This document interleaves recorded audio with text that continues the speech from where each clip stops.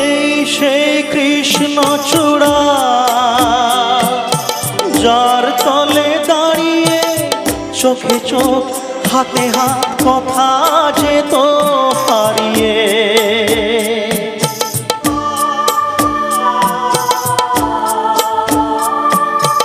এই সেই কৃষ্ণ চূড়া,